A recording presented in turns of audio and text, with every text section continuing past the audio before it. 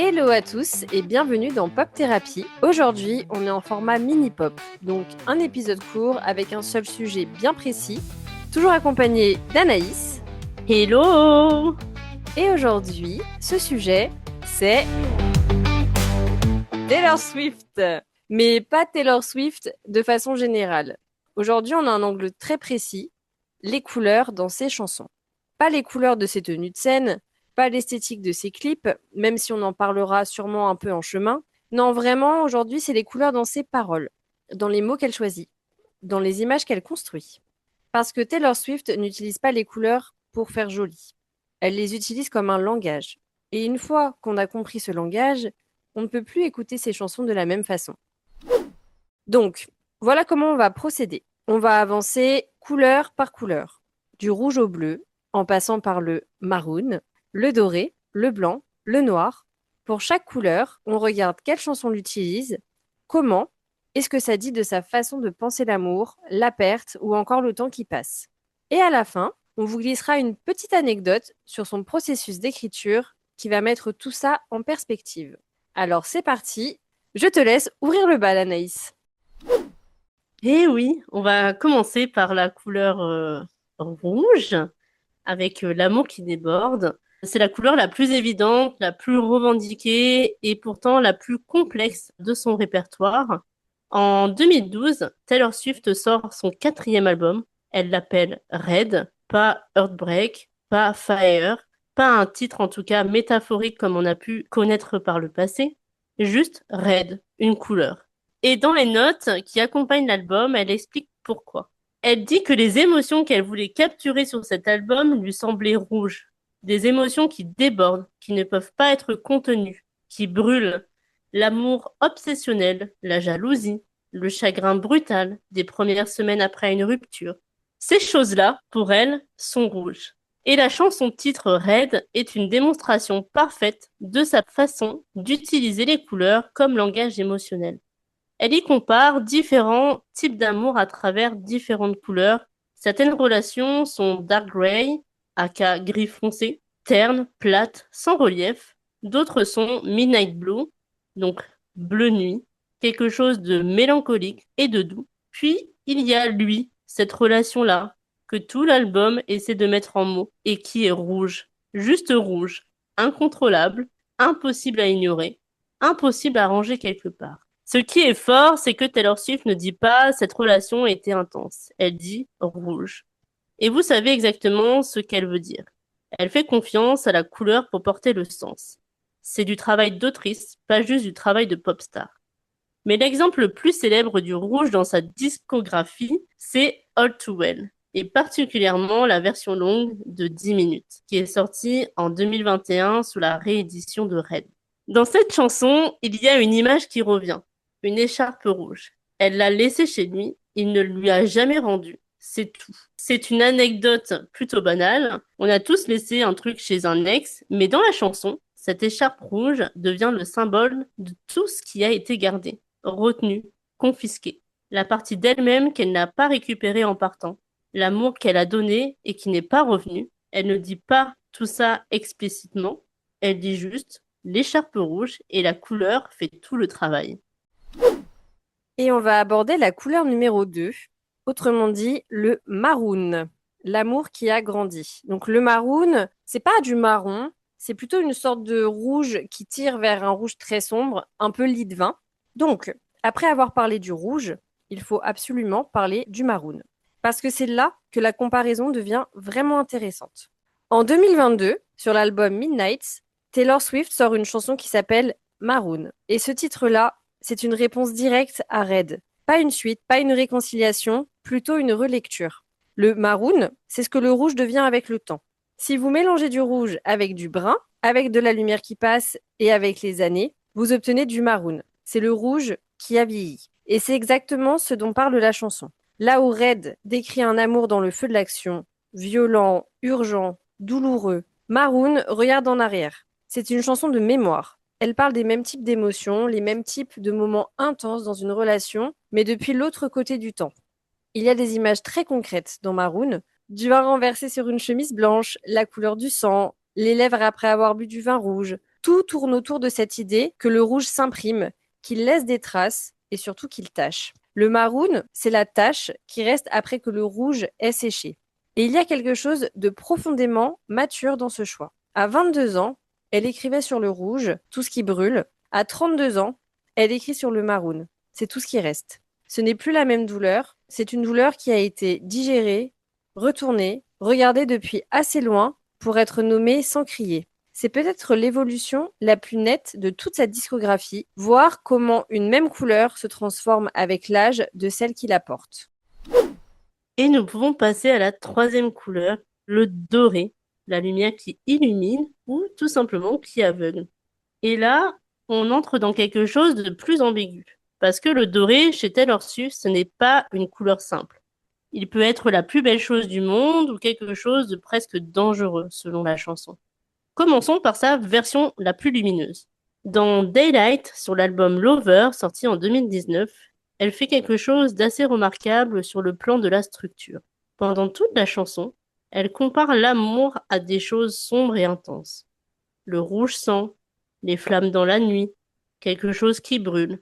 Ce sont toutes des métaphores très classiques de l'amour romantique. Celles qu'on trouve dans les films, les romans, les chansons depuis toujours.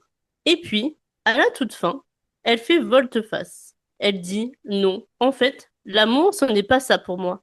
L'amour, c'est de la lumière dorée. C'est la lumière du matin. C'est doux, c'est stable, c'est clair. Ce retournement, c'est tout sauf anodin.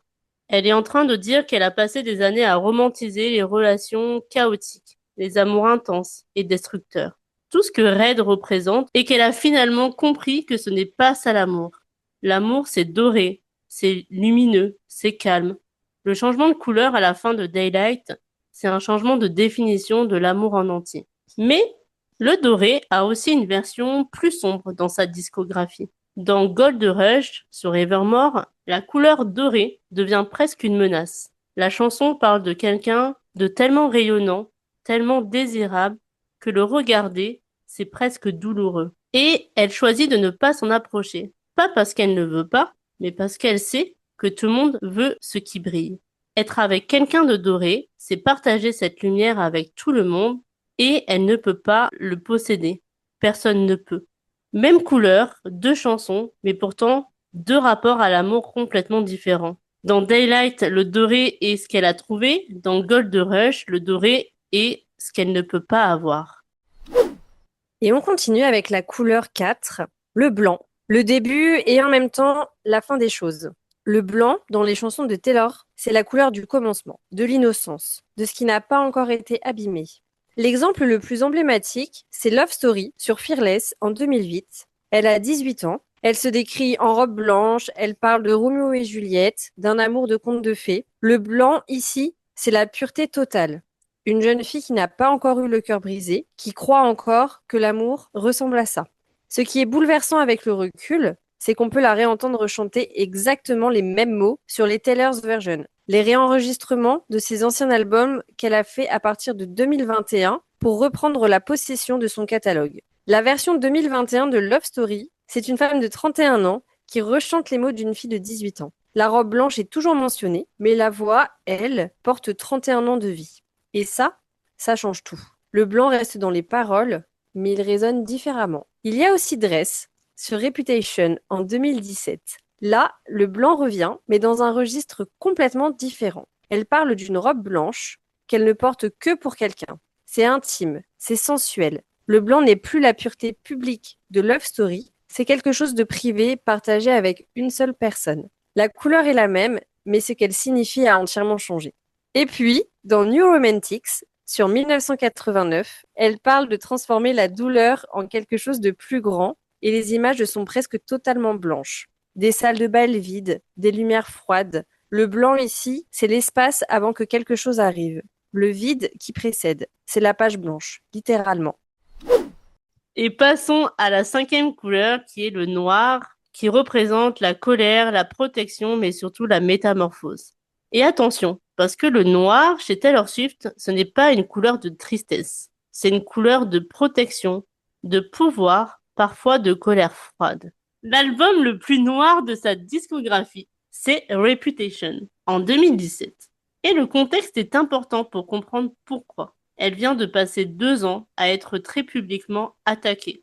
Il y a des disputes médiatiques, une image démolie, des gens qui lui souhaitaient ouvertement du mal. Et Reputation, c'est sa réponse. La chanson d'ouverture, Ready for It, pose immédiatement une esthétique tout en noir. Il y a la nuit, des ombres, des capes noires, des masques.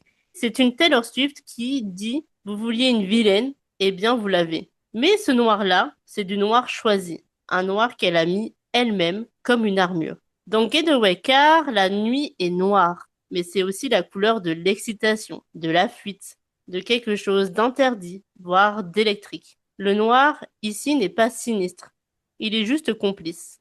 Et puis, il y a Look What You Make Me Do, où elle dit explicitement que l'ancienne Taylor Swift est morte.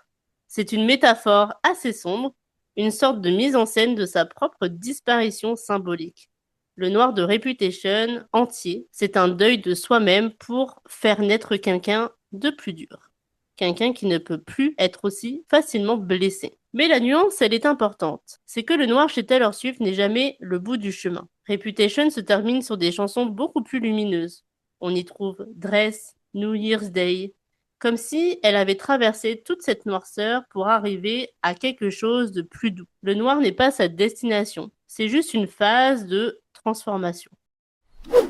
Et maintenant, la couleur 6. Le bleu, la mélancolie adulte. Et le bleu, chez Taylor Swift, c'est la couleur la plus nuancée de son répertoire. Ce n'est pas la tristesse spectaculaire du rouge brisé, ce n'est pas la rage froide du noir, c'est quelque chose de plus silencieux, une tristesse avec laquelle on a appris à coexister. Le bleu apparaît massivement dans Folklore, l'album de 2020. Malgré un visuel plutôt noir et blanc, c'est surtout dans les paroles que cette couleur ressort. Et la façon dont il est utilisé là dit beaucoup sur la maturité de son écriture à ce moment-là. Dans The One, la chanson qui ouvre l'album, elle chante une relation qui n'a jamais eu lieu, un amour possible, une vie parallèle qu'elle imagine. Et l'atmosphère entière de cette chanson est dans les bleus et les gris, des teintes plutôt aquarelles, presque floues. C'est la couleur des regrets tranquilles, pas des larmes, pas de la rage, juste cette question douce et un peu mélancolique. Et si? Dans Seven, elle revient à l'enfance, où elle parle à une amie d'enfance dont elle a été séparée avec une tendresse qui fait presque mal. Les images sont délicates, presque pastel aussi, des bleus très pâles, des verts doux. C'est la couleur des souvenirs d'enfance, un peu surexposés, comme si la mémoire les avait légèrement décolorés avec le temps. Et puis il y a This Is Me Trying, peut-être la chanson la plus bleue de tout Folklore. Elle parle d'une personne qui essaye de faire des efforts, de ne pas sombrer, de communiquer plus, de rester présente, sans que ce soit visible de l'extérieur. Les couleurs de cette chanson sont presque entièrement intérieures. Le monde extérieur a perdu tout son éclat. Il reste le bleu-gris d'une vie qu'on essaie quand même de traverser. Ce qui unit toutes ces utilisations du bleu, c'est l'idée de distance. Le bleu, chez Taylor, c'est toujours une émotion regardée depuis un peu plus loin, pas dans le feu de l'action, plutôt après, depuis l'autre côté. C'est la couleur de ce qu'on ressent quand la tempête est enfin passée et qu'on fait le bilan. Et on passe à la dernière couleur qui est le vert. Pour cette dernière couleur, ou plutôt la dernière famille de couleurs, on va parler du vert et de tout ce qui l'entoure dans sa discographie. On a des teintes très organiques, celles de la forêt, de la végétation, voire même de la nature. Ces couleurs-là, elles arrivent massivement sur Folklore et Evermore, donc les 2 albums de 2020. Et ça fait sens parce que ces albums ont été écrits pendant le confinement. Taylor Swift était isolée, loin des tournées, loin des tapis rouges, et cette solitude a produit une palette entièrement différente. La chanson la plus verte, si on peut dire ça comme ça, de sa discographie, c'est probablement Ivy, sur Evermore. Le lierre, c'est une plante qui envahit, qui s'accroche au mur, qui pousse par les fissures, qui reprend ses droits sur les espaces abandonnés. Dans la chanson, elle parle d'un amour interdit, quelqu'un qu'elle ne devrait pas aimer, une histoire qui ne devrait pas exister. Et le lierre, c'est exactement ça. C'est un amour qui pousse là où il ne devrait pas, qu'on essaye d'arracher mais qui revient toujours. Le vert ici n'est pas une couleur de paix ou de nature apaisante. C'est une couleur de force incontrôlable, de quelque chose d'organique et d'inévitable. Dans Auguste, sur Folklore, les couleurs sont celles de la fin de l'été.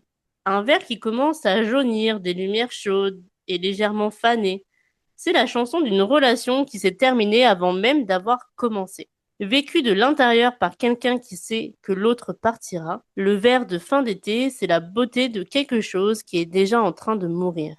Et dans Illicite Affaire, elle fait quelque chose d'assez étonnant avec les couleurs. Elle parle des lumières au néon dans un parking, qui transforme les couleurs, qui change la couleur des yeux de la personne qu'on regarde. Et ce détail qui pourrait sembler anodin dit en réalité quelque chose d'essentiel. Dans une relation secrète, on ne voit jamais les gens tels qu'ils sont vraiment. La lumière, elle est toujours mauvaise. Les couleurs, elles sont toujours faussées. On aime une version déformée de quelqu'un. C'est un usage de la couleur qui n'est plus seulement descriptif, c'est de la philosophie relationnelle passée par l'image. Et pour finir, on va vous glisser une petite anecdote. Il existe dans la communauté des Swifties, donc les fans de Taylor Swift, une théorie qui circule depuis des années. Et cette théorie, c'est que Taylor écrit ses chansons avec des stylos gel de couleurs différentes. L'idée, c'est qu'elle utiliserait un stylo de couleurs différentes selon l'humeur ou le thème de la chanson qu'elle est en train d'écrire. Pas pour décorer, mais plutôt pour entrer dans l'état émotionnel. Comme si la couleur de l'encre était un déclencheur, une façon de se mettre dans le bon registre avant d'écrire. Mais d'où vient cette théorie? Eh bien, de plusieurs endroits à la fois. D'abord, il y a le fait que Taylor Swift est connue pour écrire à la main, pas sur un ordinateur, mais plutôt dans des carnets. Elle l'a dit en interview, elle a été photographiée avec des carnets et des stylos à de nombreuses reprises. L'écriture manuscrite fait partie de son processus, ce n'est donc pas juste anecdotique. Ensuite, dans les Easter eggs qu'elle sème pour ses fans, et Taylor Swift est une des artistes les plus connues pour ses jeux de pistes intentionnels, des couleurs spécifiques ont été associées à chaque éra de sa carrière. Le rouge pour Red, le violet pour Speak Now, le turquoise pour 1989, le noir et or pour Reputation, le rose pour Lover, etc. Ces associations sont trop cohérentes pour être juste des coïncidences. Et puis bien sûr, il y a les paroles en elles-mêmes, ce qu'on vient de passer en revue lors de ce petit épisode. Cette présence permanente, obsessionnelle, précise des couleurs dans ses textes. Ça ressemble au travail de quelqu'un pour qui les couleurs ne sont pas juste des mots, ce sont des outils. Taylor Swift n'a jamais confirmé la théorie des stylos, mais elle n'a jamais démenti non plus. Et si vous connaissez un minimum son rapport aux fans et aux easter eggs, vous savez que le silence de sa part est rarement accidentel. Ce qui est certain, c'est que quelques